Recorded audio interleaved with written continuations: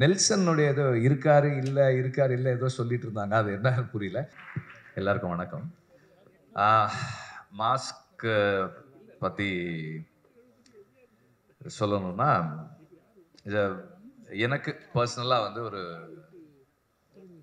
ஆ நான் புதுசா சில விஷயங்கள் கத்துக்கிறதுக்கும், தெரிஞ்சுக்கிறதுக்கும் ஹெல்ப் பண்ண ஒரு ஸ்கிரிப்ட்ன்னு தான் இது சொல்லணும். ஃபர்ஸ்ட் டைம் வந்து நான் அந்த விடுதலை ஃபர்ஸ்ட் பார்ட் முடிச்சுட்டு வெளியே போயிருந்தேன். அப்போ எனக்கு ஆண்ட்ரியா வந்து எனக்கு ஒரு ஒரு ஸ்கிரிப்ட் ஒன்று மெயில் அனுப்பியிருந்தாங்க. இந்த ஸ்கிரிப்ட் படிச்சுட்டு எப்படி இருக்குன்னு சொல்லுங்க. ஐ want to produce this. Produce பண்ற அளவுக்கு என்ன ஸ்கிரிப்ட் இருக்கு பார்க்கலாம் அப்படின்னா, அந்த ஸ்கிரிப்ட்ல ஒரு ஒரு ஒரு 4-5 மொமெண்ட்ஸ் இருந்தது. ரொம்ப இன்ட்ரெஸ்டிங்கான மொமெண்ட்ஸ் இருந்தது. It's like very unexpected moments, unconventional film moments. சினிமாவுக்கு ரொம்ப அன்கன்வென்ஷனலான மொமெண்ட்ஸ் இருந்தது. That excited me. நான் சொன்னேன், இது நல்லா இருக்கு, let me come back and இல்லை ஷேர் மை தாட்ஸ் வித் யூன்னு சொன்னேன். சரி, வந்ததுக்கப்புறம் சொக்கு வந்து ரொம்ப நாளாகவே வந்து ஒரு படம் ப்ரொடியூஸ் பண்ணணுன்ற தாட் அவருக்கு எப்போவுமே இருந்துகிட்டே இருந்தது. இப்போ நான் வந்து சொக்கு கிட்ட சொன்னேன், சொக்கு இந்த மாதிரி ஒரு ஸ்கிரிப்ட் வந்து ஆண்ட்ரியா சொன்னாங்க, நல்லா இருக்கு, நீங்களும் சேர்ந்து ப்ரொடியூஸ் பண்ணுறீங்களான்னு கேட்டேன். அவர் வந்து அவருக்கும் ஐடியா பிடிச்சிருந்தது. சொன்னார், சார் இது பண்ணுறேன் சார் நான் அப்படின்னாரு. From there it started. So அதுக்கப்புறம் நான் I never wanted to get involved in this film in the capacity that I have involved myself with. நான் முதல்ல வந்து இந்த கதை கேட்டுட்டு and then இது யார் பண்ணா நல்லா இருக்கும், from there it all started. சரி, ஓகே, லெட்ஸ் கால் கவின். அப்போ வந்து ஸ்டார் ரிலீஸ் ஆகலை. அதுக்கு முன்னாடியே ஐ கால்டு, ஐ மெட் ஹிம் அண்ட் தென் பார்த்துட்டு இந்த ஐடியா சொன்னேன். He also liked it. And then டைரக்டரும் கவினும் மீட் பண்ணாங்க. அண்ட் தென் ஸ்லோலி இப்படி வரும்போது தென் இங்கே சில விஷயங்கள்லாம் சொன்னார், நெல்சன் சொன்னார், இதில் சிலதெல்லாம் பண்ண முடியாத மாதிரி இருந்தது. தென் அப்போ அதை மட்டும் கொஞ்சம் I wanted to soften it, கொஞ்சம் நம்ம ஃபில்டர் டவுன் பண்ணலாம், சாஃப்டன் பண்ணலான்னு சொல்லி then we started discussing. அப்புறம் விக்கர்ணனுக்கு வந்து we had to give him certain insights on making a theatrical mainstream film. எப்போ இதெல்லாம் சிலதெல்லாம் காட்ட முடியும், சிலதெல்லாம் காட்ட முடியாதுன்ற மாதிரி it slowly started. And Vikarnan கிட்ட எனக்கு ரொம்ப பிடிச்ச குவாலிட்டி என்னன்னா, beat he's a good sport, like he can deal with any kind of pressure situations. நார்மலாக வந்து என்னோட ஒர்க் பண்ணணும்னா there is always a lot of pressure. அந்த ப்ரெஷரை வந்து ரொம்ப கம்ஃபர்டபுளாக ஹேண்டில் பண்ண ஒரு ஆள் Vikarnan. Not just my pressure, சொக்கு வந்து எனக்கே ப்ரெஷர் போடுவார். சொக்கு ப்ரெஷரே வந்து டீல் பண்ணக்கூடிய ஒரு ஆள் தான் Vikarnan. He's a very good sport, like very sportive person. எல்லா சேலஞ்சஸையும் அண்ட் கொடுக்குற எல்லா இன்புட்ஸையும் ஏற்றுக்கக்கூடிய ஒரு மெச்சூரிட்டி இருக்கிற ஒரு ஆள். இங்கே நான் அப்படியே பார்த்த உடனே எனக்கு டக்குன்னு தோணுது, கதிரேசன் சார் நேற்று வந்து பொல்லாதவன் ரிலீஸ் ஆகி 18 வருஷம் ஆகுது sir. Yes sir. So Kathiresan sir தான் வந்து பொல்லாதவன் படத்தோட ப்ரொடியூசர். 6 ப்ரொடியூசர்ஸ் என்னையும் என்னுடைய கதைகளையும் வேணான்னு சொன்னதுக்கப்புறம் 7ஆவதா என்னுடைய படத்தை ப்ரொடியூஸ் பண்ண producer Kathiresan sir. Thank you sir. அப்புறம் தானு சாரும் வந்திருக்காங்க. தானு சாருக்கும் தேங்க்ஸ். ஏன்னா ப்ரொடியூசர்ஸ் வந்து வெரி கரேஜியஸ் பீப்புள். நான் வந்து என்ன மாதிரி ஒருத்தர் வச்சு படம் எடுக்கணும்னா it takes a lot of courage, அதுக்காக சொன்னேன். ஸோ அதுக்கப்புறம் everything fell in place. And then Chokku தான் சஜஸ்ட் பண்ணார், why don't we go with R D Rajasekar for சினிமாட்டோகிராஃபின்னு சொன்னார். அப்போது எனக்கு வந்து கவின் சொன்ன மாதிரி எனக்கும் வந்து சரி, இப்போ ஒரு யங் டீமோட வந்து ஒரு ஒரு ஒரு சீனியர் சினிமாட்டோகிராஃபர் இருந்தால் நல்லாயிருக்கும், அவர் ஒரு மாதிரி கைட் பண்ண முடியும்னு எனக்கு இருந்தது. அதனால வந்து ஐ ஆல்சோ சேட் ஓகே. அப்புறம் அவர் ஸ்கிரிப்ட் படிச்சுட்டு he came up with certain ideas and then we discussed என்ன மாதிரி இருக்கலாம்னு. அண்ட் கடைசி வரைக்கும் அதை வந்து ரொம்ப அழகாக பண்ணியிருக்காரு. What I like about his work in this film is எனக்கு வந்து அவர் அந்த இன்டீரியர்லேயும் கிளைமேக்ஸ்லேயும் அவர் லைட் பண்ணியிருந்த விதம் வந்து எனக்கு ரொம்ப பிடிச்சிருக்கு. இட்ஸ் வெரி வெரி வெரி ரொம்ப ஸ்பெஷலாக இருந்தது அந்த கிளைமேக்ஸ். ஏன்னா அந்த கிளைமேக்ஸ் வந்து அவங்க ஷூட் பண்ணது வந்து நாங்கள் விடுதலை ஷூட் பண்ண அதே இடம் தான். நாங்கள் ஷூட் பண்ணும்போது இருக்கிறதும் இவங்க படத்துக்கு ஷூட் பண்ணியிருக்கிறதும் வேறையாக இருந்தது. It is a very very good work. அந்த டீமே நல்லா ஒர்க் பண்ணியிருந்தாங்க. And thank you for that. And இன்னைக்கு ஆக்சுவலாக ஜிவியை தான் நம்ம கடைசியாக கூப்பிட்டு பேச சொல்லியிருக்கணும். அவரை கொஞ்சம் முன்னாடியே கூப்பிட்டோம். எனக்கு வந்து இந்த ஸ்கிரிப்டு கேட்ட உடனே ஜிவி தான் பண்ணணும். But it was suppose to be ஒரு காம்பேக்டான ஃபில்மாக இருக்கணும் அப்படின்ற மாதிரி இருந்தது இனிஷியலி வென் வி ஸ்டார்டட். அதனால் வந்து மற்ற ப்ரொடியூசர்ஸ் 2 பேரும் ஜிவி வேணாம் அப்படின்ற மாதிரி தான் இருந்தாங்க. ஏன்னா பெரிய கம்போசர் இந்த படத்துக்கு வந்து எப்படி இருக்கும் ஆனால் இல்லை அது நமக்கு தேவையில்லை, இந்த கதைக்கு என்ன தேவையோ அதை ட்ரை பண்ணுவோன்னு சொல்லி ஐ மெட் ஜிவி. நான் ஜிவி கிட்ட சொன்னேன் இந்த மாதிரி இருக்குது, என்ன எப்படி ஃபீல் பண்ணீங்கன்னா. தென் விக்ரமன் போய் மீட் பண்ணி கதை சொன்னதுக்கப்புறம் ஜிவி கேம் ஆன் போர்டு. வந்த உடனே முதல் வேலை நாங்கள் என்ன பண்ணோம்னா, ஏற்கனவே ஒரு படத்துக்கு பண்ணி வச்சுருந்த சாங்கை தானு சார்கிட்ட கேட்டேன். நான் சார் அந்த பாட்டை நான் யூஸ் பண்ணிக்கிறேன் சார் அப்படின்னேன். அதுக்கிட்டப்பா நீ பண்ணுப்பா அப்படின்னாரு. அதுக்கப்புறம் அந்த சாங் கண்ணமொழி சாங் வந்து அந்த படத்துக்கு பண்ண சாங்கு நாங்கள் இதுக்கு யூஸ் பண்ணோம். அண்ட் தென் இந்த படத்துக்கு கம்போசிங் அப்படின்னு ஸ்டார்ட் பண்ணதுக்கப்புறம் ஜிவி கிட்ட இருந்தது வந்து எல்லா வெரைட்டிலையுமே இருந்தது சாங்ஸ். அண்ட் எவ்ரி சாங் ரொம்ப ஸ்பெஷலாக இருக்குது, யுனிக்காக இருக்குது, இந்த படத்தினுடைய ஸ்பேஸ்க்குள்ளே இருக்குது, ரொம்ப இன்ட்ரெஸ்டிங்காக இருக்குது. And Vikram also has a very good sense of music. So அது வந்து ஜிவியோட சேரும்போது ரொம்ப இன்ட்ரெஸ்டிங்காக வந்திருக்கு. And Peter Hain, I always trust him when it comes to action. அவருடைய ஜட்ஜ்மெண்ட், அவருடைய எக்ஸிக்யூஷன். இந்த கிளைமேக்ஸில் வந்து அது பேப்பரில் இருந்ததை வந்து ரொம்ப பியூட்டிஃபுல்லாக என்ஹான்ஸ் பண்ணியிருக்காரு. அதுவும் எனக்கு பிடிச்சிருந்தது. அண்ட் ஜாக்சன் வந்து இந்த படத்தில் வந்து ஒரு ஹோட்டல் இன்டீரியர் ஒன்று க்ரியேட் பண்ணியிருக்காரு. அது அவ்வளோ எக்ஸைட்டிங்காக இருந்தது. நான் அந்த ஹோட்டல் எப்படி இருக்குன்னு பார்க்கறதுக்காகவே நான் போனேன். அந்த செட்டுக்கு போயிட்டு பார்த்தேன். இட் வாஸ் ரியலி லைக் ஒரு அவ்வளோ ரியலாக இருந்தது அந்த இடம். I really liked it. And Ramar எங்கே இருக்காரு?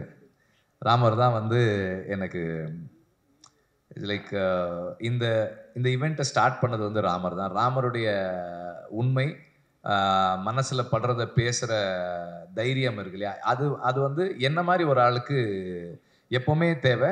Especially on the edit table, because I push myself really hard. அப்போ வந்து யாராவது ஒருத்தர் வந்து போது நிறுத்தியா அவ்வளோதான் இது அப்படின்னு சொல்கிறதுக்கு எனக்கு ஒரு ஆள் வேணும். அது வந்து ராம் எப்போவுமே எதுவுமே யோசிக்கவே மாட்டார். அவர் பாட்டை இல்லை சார் இதுதான் சார் அப்படின்னு சொல்லக்கூடிய ஒரு ஆள். அந்த மாதிரி இன்றைக்கும் வந்து மனசில் பட்டதை ரொம்ப நேர்மையாகவும் உண்மையாகவும் சொன்னதுக்கு வந்து அவருக்கு தேங்க்ஸ். அண்ட் இந்த படத்தை ஒர்க் பண்ணுறது வந்து it's not an easy thing. இந்த லாஸ்ட் ஒரு ஃபியூ டேஸில் வந்து the way he sharpen the film was very amazing. 2 cameraman சொன்ன மாதிரி ஒரு சீனெல்லாம் எடிட் பண்ணியிருந்தது. இட் வாஸ் நாட் இன் நானும் பார்க்கல அந்த மாதிரி அந்த சீக்வன்ஸை, விக்ரனும் பார்க்கல அந்த சீக்வன்ஸை. அதை ராம் கன்சீவ் பண்ணி கட் பண்ணது ரொம்ப நல்லா இருந்தது. இட் வாஸ் வெரி வெரி எனக்கு சர்ப்ரைசிங்காக இருந்தது. எடிட்டில் எனக்கு ஒரு சர்ப்ரைஸ் வர்றதுன்றது வந்து ரொம்ப I normally expect every combination in edit. But என்ன சர்ப்ரைஸ் பண்ணுற மாதிரி அந்த சீக்வன்ஸ் பண்ணியிருந்தார் Ram. That I really like. And actors நிறைய பேர் நடிச்சிருக்கீங்க, எல்லாருமே ரொம்ப ஸ்பெஷலாக இருக்குது. பவனுடைய இது ரொம்ப ஸ்பெஷலாக இருந்தது. ஏன்னா பவன் நல்லா டான்ஸ் ஆடுவாருன்றது வந்து எனக்கு இந்த படத்தை அப்போ தான் தெரியும். இதுக்கு முன்னாடி எனக்கு தெரியாது. நல்லா டான்ஸ் ஆடி இருந்தீங்க, சூப்பராக இருந்தது அந்த டான்ஸு. ரெண்டு வெர்ஷனுமே நல்லா இருந்தது டான்ஸு. அப்புறம் நெல்சனுடைய ஏதோ இருக்காரு இல்லை ஏதோ சொல்லிட்டு இருந்தாங்க, அது என்ன புரியல. பட் அது ஆக்சுவலாக வந்து நெல்சன் வந்து இந்த படத்தில் வாய்ஸ் ஓவர் பண்ணியிருக்காரு. அதுதான் வந்து அவங்க அப்படி சொல்லிகிட்டே இருக்காங்க. எனக்கு வந்து நான் ரீசெண்டாக நான் சினிமாவில் நான் பார்த்த ஒரு nice person to connect with Nelson. So எல்லா is a very genuine person. Ramar ஒரு மாதிரி பேசுகிறாருன்னா நெல்சன் வேற மாதிரி பேசுவார். ஒரு ஒரு ஒரு ஐடியா சொன்னோன்னா இது நல்லாவா இருக்குது அப்படின்னு கேட்குறாரு.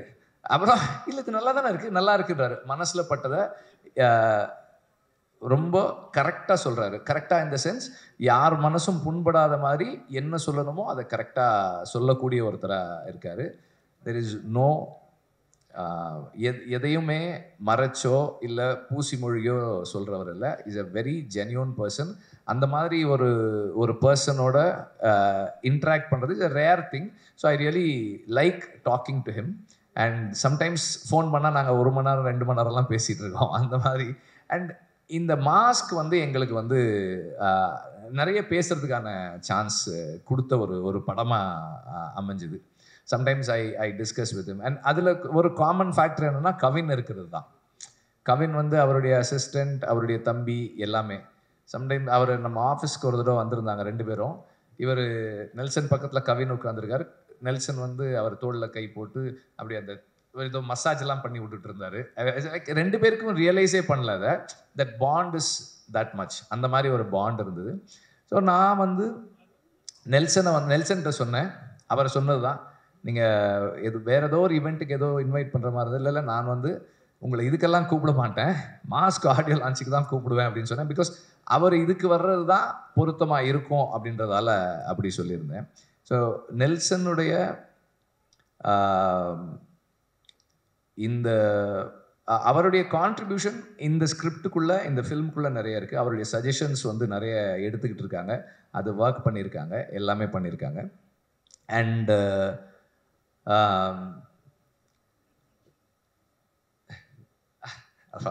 முதல்ல உங்களை பற்றி சொல்கிறேன். சொக்கலிங்கமும் நானும் வந்து அசிஸ்டன்ட் டைரக்டராக நான் இருக்கும்போது அவர் அசிஸ்டன்ட் மேனேஜர்.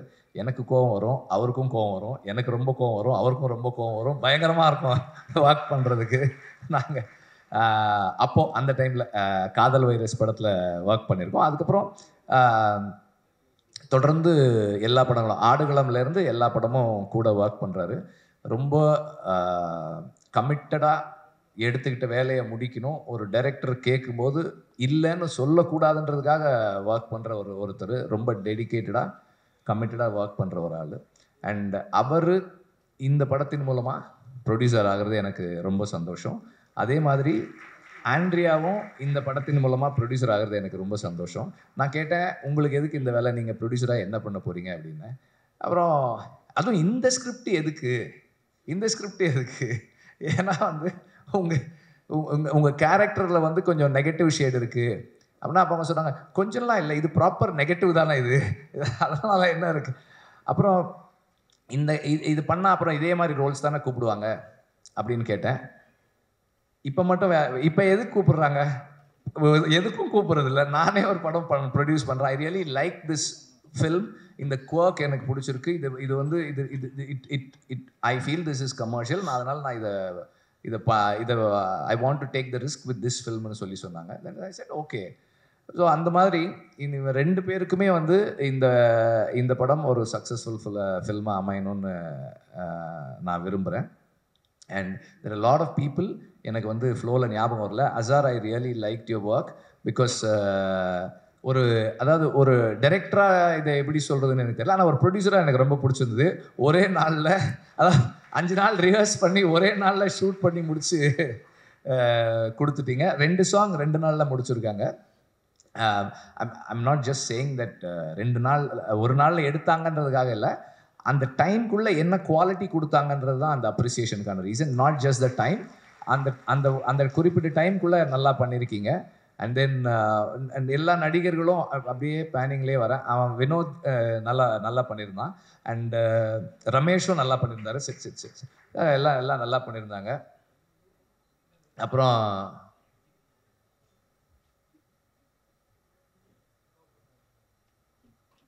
அதுக்கப்புறம் எல்லாருமே வந்து அவங்கவுங்க ஒர்க்கை சரியாக பண்ணாங்க. அண்ட் காஸ்டியூம் டிசைனர்ஸ் அவங்க ஒர்க்கும் நல்லா இருந்தது. தேர் ஐ மீன் இந்த டீம் வந்து their family, very they all a very special. யாராவது மிஸ் பண்ணியிருக்கேன்னா இப்போ ஆமாம் அவங்களும் இருக்காங்க, அர்ச்சனாவும் இருக்காங்க, பயங்கரமாக டான்ஸ் ஆடுறாங்க அவங்க அதில். எனக்கு அவங்களோட இப்போ நீங்கள் அவங்க பெர்ஃபார்மன்ஸ் பற்றி சொல்லும்போது சில மாடுலேஷன்ஸ் அவங்கக்கிட்ட இருக்குது, வெரி ஸ்பெஷல், வெரி இன்ட்ரெஸ்டிங். டப்பிங்லேயுமே சிலதை என்ஹான்ஸ் பண்ணுறாங்க, நடிக்கும்போது பண்ணியிருக்காங்க, எல்லாமே they've done a good job. And யார் நிறைய பேர் மிஸ் பண்ணுறேன்னு நினைக்கிறேன். எல்லாருமே நல்லா பண்ணியிருக்கீங்க, எல்லாருமே everybody have done a good job. இதுக்கப்புறம் நான் தனித்தனியாக ஒருத்தரை சொல்ல அப்படின்ற மாதிரி ஆகிடும்னு நினைக்கிறேன். அண்ட் இந்த படம் ஒரு yeah I need to thank M R. Radha sir இந்த படத்தில்.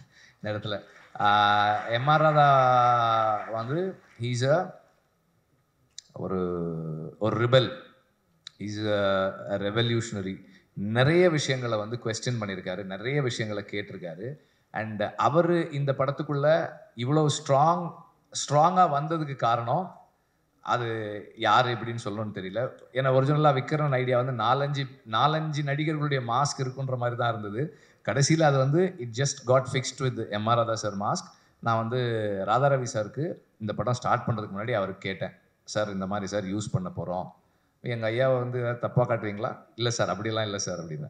சரி அப்படின்னா வந்து யூ கேன் யூஸ் அப்படின்னு சொல்லி சொன்னாங்க.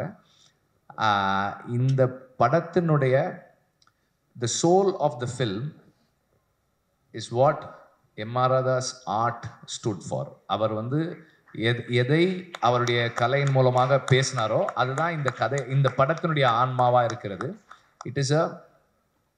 It is the voice of the oppressed. அவங்களுடைய கேட்காதவர்களுடைய குரல் தான் இந்த படத்தினுடைய சோல். அதுக்கு மேலே என்னென்னவோ இருந்தாலும் இப்போ விக்ரன் சொன்ன அந்த கேரக்டரு, இந்த 2 கேரக்டர்ஸ், கவின் ப்ளே பண்ணுற கேரக்டர், ஆண்ட்ரியா ப்ளே பண்ணுற கேரக்டர், ருஹானி ப்ளே பண்ணுற கேரக்டர், ருஹானியோட ஹஸ்பண்ட் ப்ளே பண்ணுற கேரக்டர், என்ன இருந்தாலும் அதோட சோல் வந்து is about the voiceless. And அந்த கடைசி பாடலில் கேட்ட அந்த வரிகள் தான், அடங்கு என்பார்கள் விலங்குகள் உடைத்து தடைகளை தகர்த்து வென்று வா வெற்றி வீரனே. அதுதான் இந்த படம். And thank you. Thank you so much வெற்றி சார். நான் கேட்டேன்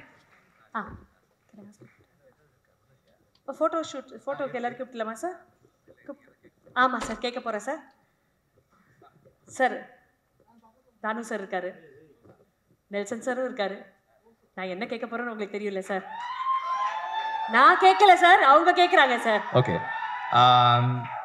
November 21st mask release. Absolutely sir. November 24th அரசன் ஸ்டார்ட் பண்றோம். போதும் சார், இந்த அப்டேட் எங்களுக்கு போதும் சார். அண்ட் இந்த அழகிய தருணத்தில் இந்த அழகான விழாக்கு வருகை தந்தவங்கள் அனைவரையும் thank you. Please make mask a huge hit November 21st in theaters.